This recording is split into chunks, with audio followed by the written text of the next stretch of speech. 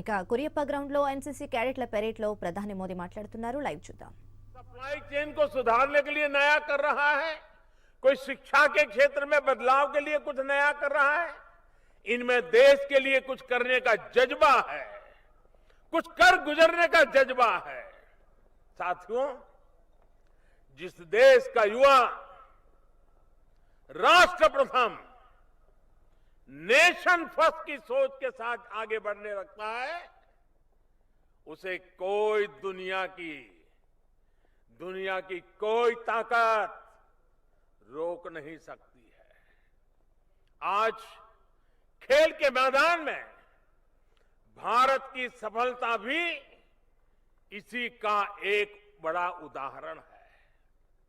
खिलाड़ी की प्रतिभा, खिलाड़ी का संकल्प, उन सारी बातों का अपना महत्व है ही।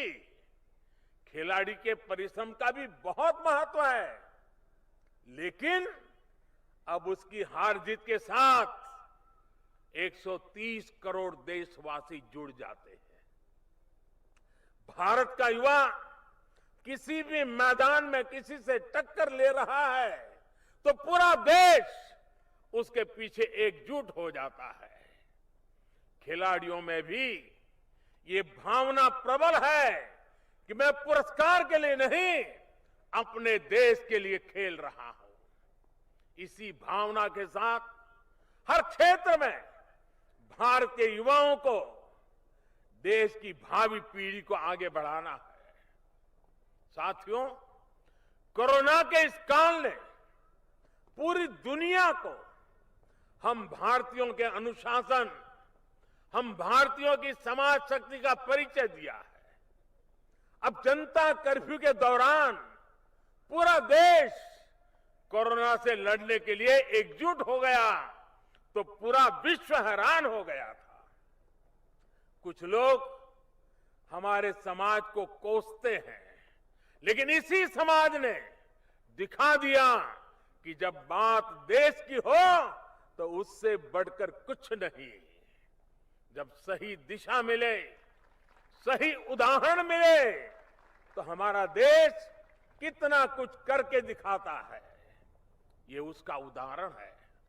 आप एनसीसी और एनएसएस के युवाओं ने भी कोरोना के इस संकट में अपने सेवाभाव से सभी का दिल जीता है। अब आपके ये भी दायित्व है कि जो कुछ आपने एनसीसी में सीखा है, वो सिर्फ जब यूनिफॉर्म पहना हो तभी काम में आए, ऐसा नहीं होता है।